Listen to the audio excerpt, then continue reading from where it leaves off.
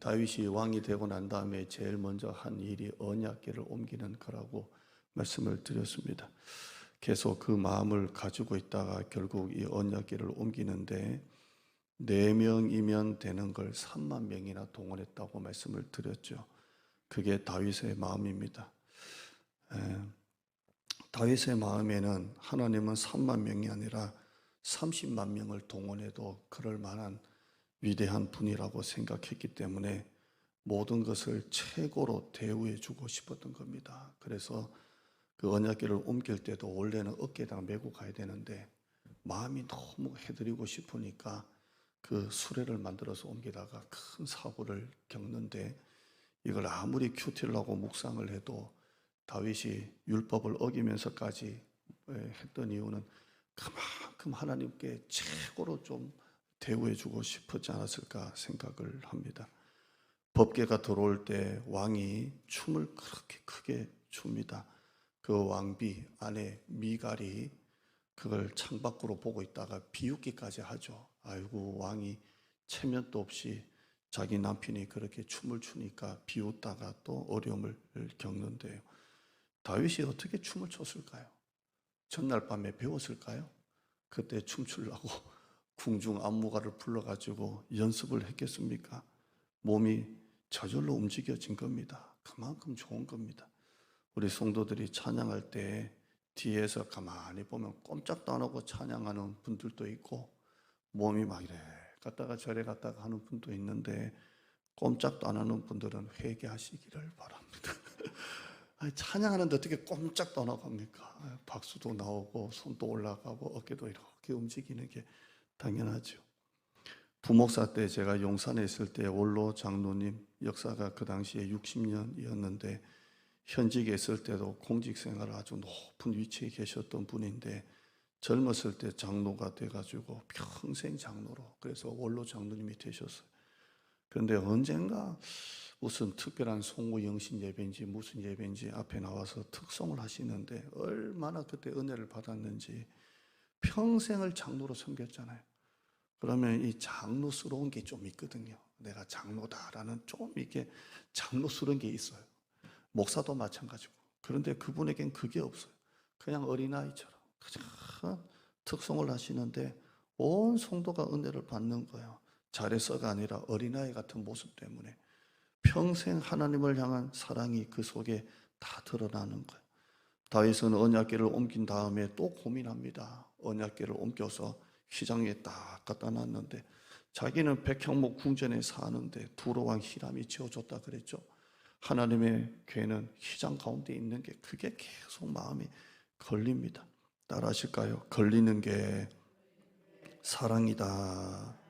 그러죠. 부모는 자식이 걸리고, 자식은 부모가 걸리고, 목사는 성도가 걸리고, 성도는 목사가 걸리고, 그러죠. 다 걸리는 게 사랑입니다.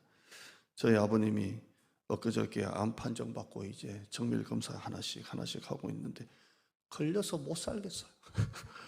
80세 된 어르신이 그때 전신마취 수술하고 난 다음에 산망이 와가지고 참 이게 치매 초기까지 와가지고 이제 어떻게 되나. 그런데 이제 정밀 검사하고 이제 다음에 결과가 나오는데 걸려요. 다른 노인 같으면 뭐가 걸리겠습니까? 부모니까 걸리는 거예요. 여러분, 걸리는 게 사랑입니다. 뭘 먹다가 부모는 자식이 걸리고 자식은 부모가 걸리는 게 당연하죠. 여러분, 밖에서 뭐 먹다가 제가 걸려요? 안 걸려요? 뭘 사거나 뭘 보면 교회에다가 이걸 갖다 놔야지, 교회도 있었으면 좋겠다, 걸리는 거예요. 다윗은 걸렸어요. 나는 하나님이 이렇게 복 주셔서 좋은 데 사는데 하나님의 집은 너무 초라하구나, 너무 비교가 되는 거예요. 나의 하나님은 자기보다, 자기가 왕인데도 훨씬 더 높으신 분이기 때문에 훨씬 더 좋은 데 사셔야 된다는 마음이 있었다는 겁니다. 그래서 언약궤를 옮기고 나니 성전을 짓고 싶었던 거예요. 그냥 하나님 생각뿐이에요. 하나님 생각. 이렇듯 다윗의 생각은 단순합니다. 그냥 하나님, 어떻게 하면 하나님, 어떻게 하면 하나님. 하나님은 단순한 사람을 사랑하십니다. 단순해요. 단순합니다. 다윗은 왕이 되고 난 다음에 관심이 어떻게 하면 지지율을 끌어올릴까? 어떻게 하면 이 정권을 끝까지 유지할까? 어떻게 하면 왕권을 강화시킬까가 아니었어요. 지금 정치인들 보세요. 360명입니까? 이 360명밖에 안 되는 정치인들이 나라를 완전히 그냥 반토막내고 그냥 이리저리 나라를 망치고 있어요. 어떻게 하면 정권을 유지할까? 어떻게 하면 지지율을 유지할까? 어떻게 하면? 그러나 다윗은 왕이 되었지만 어떻게 하면 지지율, 정권이 아니라 어떻게 하면 하나님을 기쁘시게 할까? 어떻게 하면 하나님을 기쁘시게 할까? 내게 주신 하나님의 은혜를 어떻게 하면 내가 보답할까? 그거밖에 없었어요. 지난 금요일 날 설교 제목이 하나님의 가치관이라는 제목으로 여러분에게 설교를 했어요. 그 설교 내용 가인과 아벨 이야기, 쭉 셋 이야기 하면서 그때 여러분에게 그 말했어요. 세상이 복이라고 하는 걸 복인 줄 알고 쫓아가는 건 세상의 가치관이에요. 여러분, 세상의 복이 뭐예요? 돈, 명예, 권력, 소유. 세상의 복이잖아요. 이걸 복이라고 말하는 걸 복인 줄 알고 쫓아가면 여러분은 세상의 가치관 가지고 지금 신앙생활 하는 거예요. 그러나 하나님이 복이라고 하는 것은 세상 사람은 예배를 시시하게 봅니다. 그게 뭘 복이냐? 여러분, 예배를 복이라고 생각한 적 있습니까? 세상 사람은 돈이 복이지 예배를 복이라고 생각하는 사람은 아무도 없습니다. 그러나 하나님은 예배를 복이라고 합니다. 하나님은 영이시니 하나님은 영과 진리로 예배하는 자를 찾으신다 그랬잖아요. 하나님이 복이라고 하는 것을 복인 줄 알고 쫓아가면 그게 하나님의 가치관을 가지고 살아가는 것입니다. 수많은 사람들이 예배에 왜 실패합니까? 예배를 복이라고 생각하지 않기 때문에 그래요. 예배를 복이라고. 그리스도인들조차도 예배를 복이라고 생각하는 사람은 많지가 않습니다. 다 돈입니다. 목회자에게 와서 상담하는 성도들 대부분을 보면 자기 사는 문제, 돈 때문에 상담하지. 목사님, 어떻게 하면 내가 교회를 했으면 좋겠습니까? 어떻게 하면 내가 하나님을 했으면 좋겠습니까? 라고 묻는 사람은 많지가 않습니다. 다 자기 문제 때문에 상담하지. 어떻게 하면 내가 교회를 위해서 내가 보탬이 되겠습니까? 라고 의논한 사람은 별로 없습니다. 다윗의 가치는 하나님의 기쁨이었어요. 나는 하나님의 기쁨이 되는 왕이 돼야지. 하나님의 기쁨이 돼야지. 백향목 궁에 왕으로 사는 게 복이 아니라 하나님의 집을 짓고 하나님의 기쁨이 되는 것이 자기 인생 최고의 복인 줄 알았어요. 내가 왕인 게 복이 아니라 하나님께 쓰임받는 게 복이구나. 여러분, 성공하는 인생 되지 마시고 쓰임받는 인생 되시기를 바랍니다. 잘 사는 집 되지 마시고 믿음의 집 되시기를 축원합니다. 금요일 설교 한 24분 정도 되더라고요. 여러분 꼭 한번 설교 들어가서 들어보시기를 축원합니다. 나는 그것도 못 듣겠다라고 하시면 죄송하지만 이렇게 좀 물어볼게요. 밥은 어떻게 먹고 삽니까? 20분 설교도 못 듣는데 새벽 10분 설교도 올라오는데 그거 한 주 내내 못 듣고 살면 밥은 어떻게 드시고 삽니까? 나단은 다윗 속에 있는 이 순수한 마음을 알았어요. 그래서 뭐라고 말합니까? 하나님이 왕과 함께 계시니 마음에 있는 바를 행하소서 이렇게 합니다. 나단은 진짜 기분이 좋았어요. 정말 행복했어요. 목사도 그래요. 하나님께 맨날 받으려고 했던 성도가 어느 날 목사님 얘기 좀 해요 라고 목양실 왔는데 맨날 그냥 받으려고 했던 성도가 목사님 제가 뭔가 좀 드리고 싶어요. 뭘 했으면 좋겠어요. 이렇게 의논을 하면 얼마나 마음이 기쁘겠습니까? 할렐루야. 다 그렇게 되기를 축원합니다. 맨날 받으려는 성도가 목사님 어떻게 하면 하나님께 드릴까요? 나단 또 하나님의 집을 짓겠다는 이 다윗 왕의 말을 듣고 이보다 더 좋은 일이 어디 있겠습니까? 이런 왕이 또 어디 나겠습니까? 다시 생각하고 말 것도 없고 하나님께 묻고 말 것도 없고 그냥 바로 대답합니다. 그냥 왕이여 하나님께 말씀 안 드려도 분명할 겁니다. 하나님이 기뻐하실 것이니까 마음에 있는 바를 다 행하소서 이렇게 축복을 합니다. 요즘에 성도들의 신앙이 코로나로 인해서 더 개인주의가 되었고 자기 신앙으로 흘러가는 것 같아요. 그래도 옛날에는 교회 중심, 예배를 드려도 교회 와서 예배드리고 기도를 해도 교회 와서 예배드리고 어떻게 하면 교회에 내가 일을 해야 될까라고 생각을 했는데 코로나 2년 반 지나니까 다 집에서 이거 갖고 예배 드리니까 이제는 전부 다 하나님을 위해서 무엇을 할까, 어떻게 하면 교회 나갈까가 아니라 그냥 자기 은혜만 받으면 돼요. 자기 예배만 드리면 돼요. 이걸로 그냥 출석만 체크하면 돼요. 자꾸 신앙이 자꾸 개인주의로 흘러가는 것 같아요. 또 이 말 한다고 이것도 안 하면 큰일 납니다. 점점 자기 신앙으로 흘러갈 때 목사에게 와가지고 제가 교회를 위해서 뭔가 드리고 싶습니다, 뭔가 하고 싶습니다 라고 말하면 너무 흔하지 않는 일이기 때문에 너무 흔하지 않는 일이기 때문에 목사의 마음이 고무가 돼가지고 대부분 앞뒤 없이 무조건 칭찬하고 격려해주고 긍정해 줄 거라고 저는 생각합니다. 자, 그런데 하나님은 어떻게 하십니까? 그날 밤에 하나님이 나단에게 나타나서 말씀하시는데 오늘 본문 사무엘 하에도 쭉 풀어보면 하나님의 그 말씀이 나오는데 좀 어려워요. 그래서 더 간략하게 같은 내용을 가지고 나온 본문이 역대상이 나오는데 역대상 말씀 한번 보시죠. 역대상 17장 3절이에요. 시작. 그 밤에 하나님의 말씀이 나단에게 임하여 이르시되 4절이에요. 가서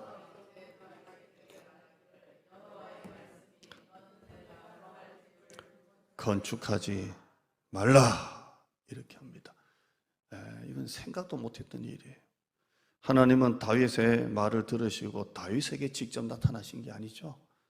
그 다윗의 말을 들은 나단에게 나타나서 이 말씀하시고 나단을 통해 전하게 하십니다.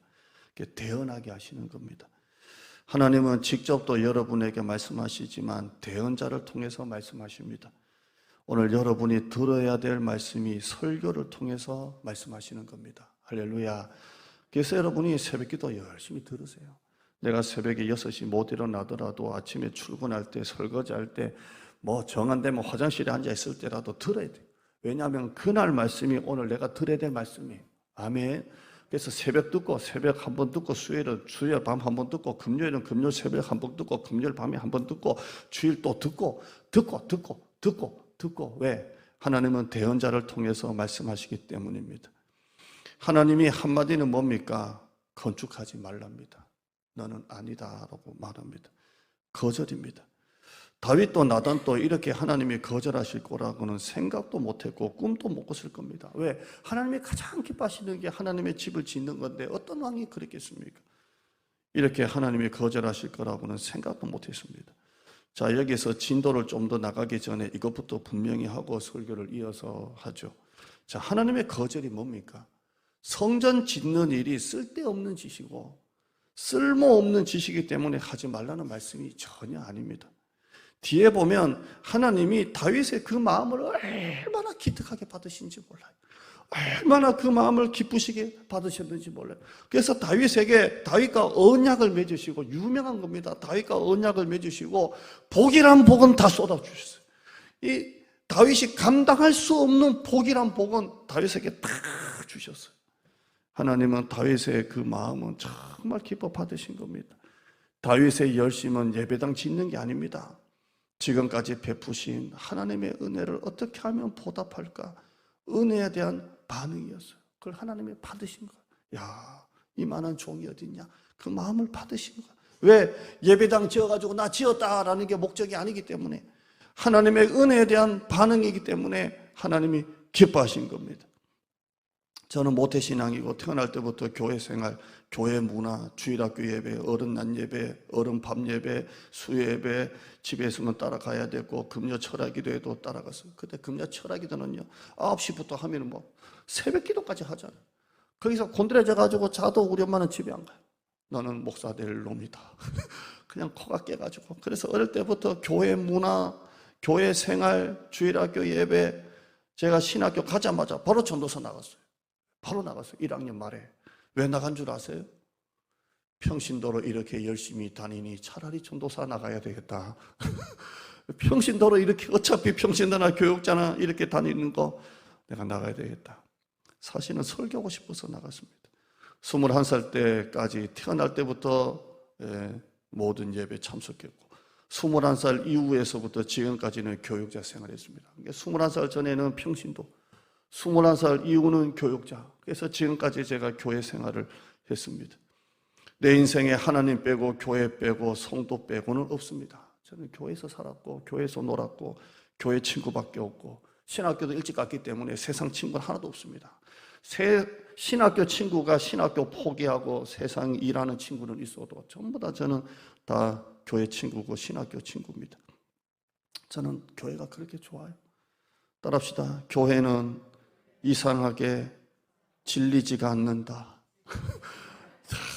나는 교회가 좋아요. 나는 어릴 때부터 그렇게 교회에서 살았고 교회에서 생활했고, 학생 때는 우리 엄마가 극성 엄마라 가지고 뭐 학생 임원들 있잖아요. 임원은 애들이 나를 뽑아준 게 아니고 맨날 부끄럼 타는데 선생님이 그냥 김 권사 아들은 뭐 해야 된다 그래서 뭐 하나 맡겨가지고 임원도 하고 그랬어요. 어제 우리 찬양팀 교사 3차에 가서 제가 고기를 먹였습니다. 법카로 먹인 게 아닌 줄 믿습니다. 천사 카드로 먹였습니다. 근데 가봤는데 우리 이훈 집사님 3차에 식당에 자리가 꽉 차요. 꽉 차. 그리고 웨이팅이 있어요. 웨이팅. 자리가 없어가지고 밖에 대기가 있어.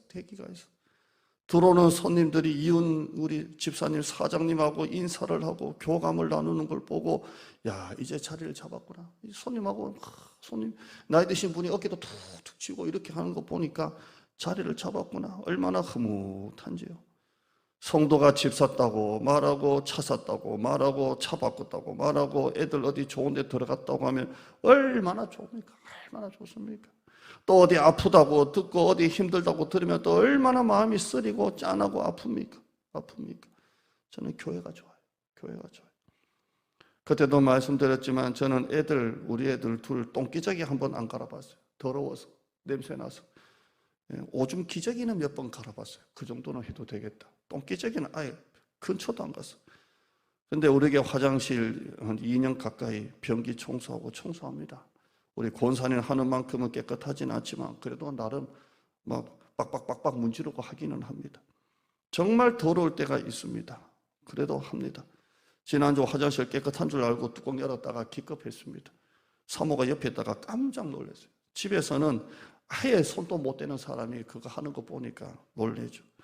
노인들 신방 가면 요양병원에 계신 우리 성도님들 신방 가면 냄새가 확 나요. 그냥 그런 냄새가 나요. 입에서도 냄새가 나고요. 근데 저는 기도할 때 머리에 손 딱 대고 그분 얼굴하고 딱 갖다 대고 기도해요. 우리 사모가 깜짝 놀라요. 냄새에 민감한 사람이 거기다 얼굴 갖다 대고 자기는 냄새가 너무 나는데도 하는 게 너무 신기하다 그래요. 이상하죠? 여러분도 이상하면 목사 되시기를 바랍니다. 나는 교회가 좋고 목회가 좋고 성도가 좋고 청년들이 좋고 우리 애들이 좋고 저는 교회가 좋아요. 그래서 하나님이 제 목회에 복 주시는 것 같아요. 하나님은 그 다윗의 마음을 기뻐 받으시고 그 표로 다윗에게 엄청난 복을 주셨어요. 우리가 다음 시간에 볼 거예요. 나단은 다음 날 다윗을 찾아가서 하나님의 뜻을 말해야 돼요. 어제만 해도 하나님 기뻐하실 겁니다. 마음에 있는 거 다 해가라고 했는데 그 다음날 가가지고는 하나님이 아니라고 합니다 라고 말해야 됩니다. 흔하지 않는 일이지만 이런 상황을 말할 때는 여간 곤혹스러운 게 아닙니다. 좀 전에 말씀드렸지만 다 개인 신앙이고 자기 신앙 가지고 영적 무관심 가지고 사는데 누가 교회를 위해서 뭔가 해보겠습니다라는 성도가 보기가 힘들잖아요. 그런데 성도들이 만약에 목사에게 와서 제가 교회를 위해서 뭔가 좀 하겠습니다라고 할 때 목회자가 아닙니다, 안 됩니다 라고 말한다는 것은 여간 어려운 게 아닙니다. 예를 들어서 정말 어떤 우리 한 성도님이 노래를 정말 음치시라 못하는데 난예배 시간에 특송을 하고 싶다고 합니다. 이거 하라고 해야 됩니까? 거절해야 됩니까? 네? 난예배 세가지고 또 올 수도 있는데 와가지고 노래도 잘하지도 못하는데 와가지고 막 한다고 하면 하나님께 드리고 싶다고 하면 어떻게 해야 됩니까? 거절해야 됩니다. 네. 근데 그게 힘들죠. 그래서 대부분 다 하시라고 합니다. 뭘 하든. 그런데 가만히 들어보면 음치이신 분들이 시간을 무시하더라고요. 그냥 혼자 몇 곡 하고 가시더만요. 근데 그분에게는 만약에 오후 시간이나 다른 시간에 하라 그러면 시험 들죠. 그분에게는 거절감이 얼마나 크겠습니까?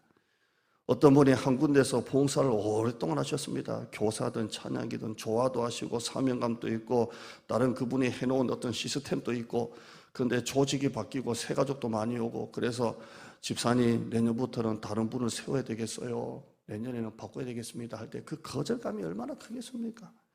목사님 1부, 2부 나눠서 예배 드려요, 제가 2개 다 드리면서 봉사하겠습니다라고 하는데, 목사가 볼 때 교회는 50명도 안 되는데 나눠가지고 난입의 숫자도 안 되고, 그래서 거절할 때 그분에게는 거절감이 얼마나 크겠습니까? 남자들 모임 제가 한번 만들어서 해볼게요, 전도와 봉사 남자 모임 한번 만들어서 열심히 하겠습니다. 근데 목사가 볼 때 선교회도 있고 목장도 있고 있는데 굳이 또 만들 필요가 뭐가 있냐, 거절했을 때 그 거절감이 얼마나 크겠습니까? 목사님 제가 이번 주에 시간 내서 시멘트 사가지고 저거 한번 발라보겠습니다 하는데 금이 한두 군데도 아니에요. 어차피 한꺼번에 해야지 한두 군데 바를 일이 아니에요. 지금 푼돈 드는 것보다 한꺼번에 대공사 할 때 그 거절감이 얼마나 크겠어요. 사람이 거절감을 받는 게 얼마나 큰 상처인지 압니까? 목회하다 보면 이런 일로 거절감을 느끼고 시험 들고 그걸 풀려고 신방하고 다닌 적이 한두 번입니까? 제가 지금까지 말씀드린 것은 제가 다 겪은 이야기인 줄 믿습니다. 이거 한번 말 거절했다가 몇 주 교회 안 나와가지고 신방하고 전화하고, 불순종과 태만과 게으름이 대세인 이 시대에 하나님을 위해서 뭔가를 하겠다는 이 기특한 마음을 안 된다고 거절하는 것은 여간 어려운 게 아닙니다.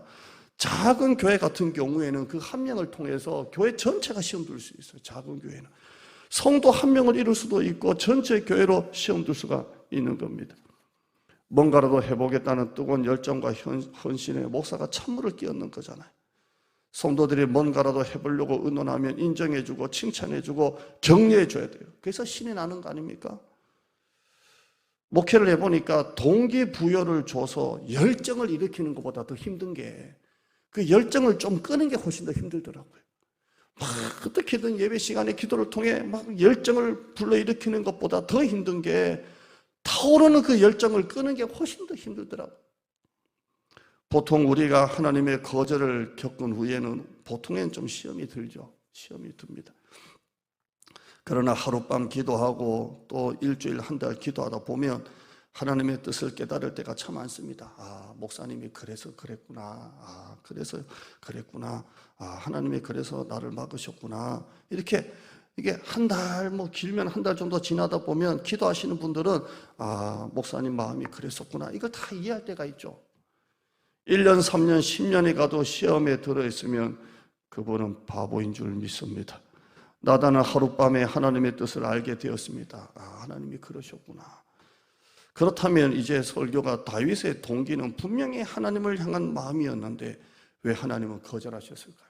왜 하나님은 거절하셨을까요? 우리가 잘 아는 것은 다윗이 피를 많이 흘려가지고 하나님이 너 피 때문에 넌 안 된다, 이게 우리는 알고 있지만 정말 본질을 한번 보죠. 5절 한번 보실까요? 여기에 대해서 긴 설명은 좀 생략하고 제가 설교를 이어갈게요. 5절 한번 보시겠습니다. 5절 보시면 한번 읽어보시죠. 시작. 가서 내 종 다윗에게 말하기를 네가 나를 위하여 내가 살 집을 건축하겠느냐. 따라하시겠습니다. 네가 나를 위하여 내가 살 집을 건축하겠느냐. 네가 나를 위하여 집을 건축하겠느냐입니다. 11절 가보시죠. 11절 끝에 한번 보시죠. 11절 끝에 한번 보실까요? 말씀이 길지만 한 중간부터 보시면 11절입니다. 너를 모든 원수에게서 벗어나 편히 쉬게 하리라. 여호와가 또 내게 이르노니 여호와가 너를 위하여 집을 짓고. 아멘. 물론 이 집은 다윗의 집입니다. 자, 5절에는 네가 나를 위하여 집을 건축하겠느냐 이렇게 하셨어요. 근데 11절에는 뭐예요? 내가 너를 위하여 집을 짓겠다라고 말합니다.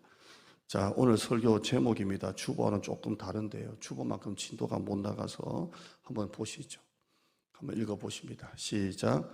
네가 나를 위하여가 아니라 내가 너를 위하여. 이 제목 그대로 제가 땄습니다. 하나님의 말씀의 본질은 이겁니다. 네가 나를 위하여 내 집을 짓겠느냐가 아니라 내가 너를 통하여 내 집을 짓겠다입니다. 한번 따라하실까요? 참 어려운 말씀이지만 한번 따라해요. 시작. 네가 나를 위하여 집을 짓는 게 아니라 내가 너를 통하여 집을 지을 것이다, 이 말입니다. 이 성전은 네가 나를 위하여 짓는 집이 아니라 내가 너를 통하여 지을 집이다, 거절하신 것입니다. 집을 짓는 것은 네가 하는 것이 아니다, 내가 하는 것임을 가르쳐 주는 것입니다. 여러분, 만약에 한번 생각해 보세요. 다윗이 이제 성전을 짓습니다. 누구를 위하여? 하나님을 위하여 짓습니다. 이제 막 레미콘이 들어오고 막 땅을 갈고 막 어마어마하지 않습니까? 막 망치 소리, 덤프 트럭 소리, 레미콘 소리 막 올라갑니다. 그럼 사람들이 누구를 주목할까요? 야, 역시 다윗 왕이야. 언약궤를 옮겨올 때 알아봤어. 야, 우리 다윗 왕이 세운 집이야. 다윗이 지은 집이야. 다윗이 아무리 아니라고 해도 사람들은 다윗에게 집중할 것이고, 다윗을 보면 다윗이 지은 집이라고 하지 않겠습니까? 사무엘하 7장 8절, 9절, 10절 한번 눈으로 잘 보세요. 8절, 9절, 10절입니다. 8절, 9절, 10절입니다. 시작. 그러므로 이제 내 종 다윗에게 이와 같이 말하라. 만군의 여호와께서 이와 같이 말씀하시기를 내가 너를 목장 곧 양을 따르는 데에서 데려다가 내 백성 이스라엘의 주권자로 삼고 내가 너를 9절입니다. 시작. 네가 가는 모든 곳에서 내가 너와 함께 있어 네 모든 원수를 네 앞에서 멸하였은즉 땅에서 위대한 자들의 이름같이 네 이름을 위대하게 만들어 주리라. 누가 하신 것입니까? 내가 너와 함께 있어. 내가 너와 함께 있어. 10절입니다. 10절에요. 시작. 내가 또 내 백성 이스라엘을 위하여 한 곳을 정하여 그를 심고 그를 거주하게 하고 다시 옮기지 못하게 하며 악한 종류로 전과 같이 그들을 해하지 못하게 할 것이며 누가 하시는 겁니까? 내가 합니다. 나단이 다윗에게 한 메시지는 뭡니까? 주어가 누구냐는 겁니다. 주어가 누구냐? 네가 했냐? 내가 했지. 주어가 누구냐는 겁니다. 모든 주어가 다 하나님이십니다. 하나님께서 나단을 통해 하신 메시지가 뭡니까? 하나님께서 다윗의 인생에 하나님이 지금까지 무엇을 해 오셨고 또 무엇을 하고 계시고 앞으로 무엇을 하실 것인지에 대한 이야기로 가득 찬 겁니다. 하나님의 메시지는 이겁니다. 다윗아, 지금까지 네 인생에 네가 한 일이 있었냐? 내가 너를 통해서 한 일이다. 네가 나를 위해서 지으려는 성전도 왜 내가 거절한 줄 아냐? 네가 나를 위하여 지을 성전이 아니라 내가 너를 통해서 지을 성전인 것이다 라고 말하는 것입니다. 그래서 하나님은 나단의 청을 거절한 겁니다. 그리고 그 아들 때에 그 소원을 이루어 주시고 그 솔로몬에게 그 복을 다 물려주시는 것입니다. 다윗의 반응을 보면 이 거절을 들었을 때 아무리 이 말을 들어도 이해가 되겠습니까? 다윗아, 네가 나를 위하여 짓는다고 하지만 사람들은 너를 주목할 거 아니냐? 이 성전은 네가 나를 위하여 짓는 게 아니라 내가 너를 통해서 지을 성전이다 할 때 이것을 얼마나 이해를 했을까요? 만약에 제가 여러분이 어떤 일을 하고자 할 때 제가 거절했을 때 여러분은 어떨 것 같아요? 제가 틀림없이 저를 미워할 것이라 생각이 듭니다. 저를 원망하고 시험 들고 신방 와도 안 만나주고 전화도 안 받고 톡 보내도 답장도 안 하고 여러분 그럴 것 같아요. 제가 목회하다 보니까 뜻하지 않게 제가 설교를 했는데요. 그 설교가 어떤 설교냐면 위로 설교입니다. 교회가 문제가 많고 어려움이 있으니까 무조건 위로 설교하자. 왜 까딱하면 잘못 해석할 수 있으니까 무조건 위로 설교했어요. 무조건 위로 설교. 위로 설교에도 시험이 드는 거예요. 만약에 나단의 말을 들을 때 다윗의 반응은 어땠을 것 같아요? 여러분만 거절감이 있는 게 아니라 다 있지 않습니까? 18절 한번 가보시죠. 18절에요. 한번 읽어보죠. 18절입니다. 시작. 이 말을 다 들었어요. 18절에요. 시작. 여호와 앞에 들어가 앉아서 이르되 주 여호와여 나는 누구이오며 내 집은 무엇이기에 나를 여기까지 이르게 하셨나이까. 왕이 이 말을 듣고 여호와 앞에 들어가 앉아서 이런 말을 합니다. 그런데 표준 세번역 성경은 원문을 잘 번역을 했어요. 한번 읽어보시죠. 시작.